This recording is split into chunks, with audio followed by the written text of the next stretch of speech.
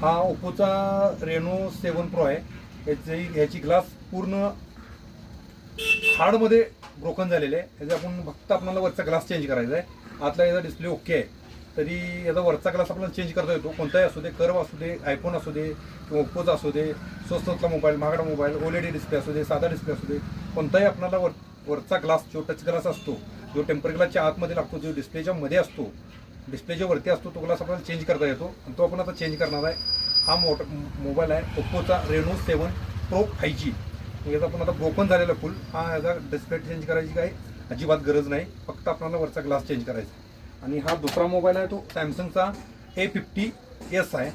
हा पण same problem आहे, ह्याचा पण वरचा जो टचिंगचा ग्लास असतो ना तो ब्रोकन झालेला आहे, हार्ड ब्रोकन आहे। हा बी चेंज करायचा आहे। याची कामं दोन्हीची सक्सेसमध्ये होतात आणि कमी बजेटमध्ये होतात। जर तुम्हाला कोणाला असं चेंज करायचं असेल, त्याचं फुटलं असेल, अगर कोणताही वेबसाईट असू दे, आयफोन असू दे किंवा जो आता नवीन आले ते एज डिस्प्ले त्याचे पण असू देत, कोणताही ऑल मॉडेल कोणताही केलं जातील कामं, एक वेळ अवश्य भेट द्या। थँक्यू, धन्यवाद।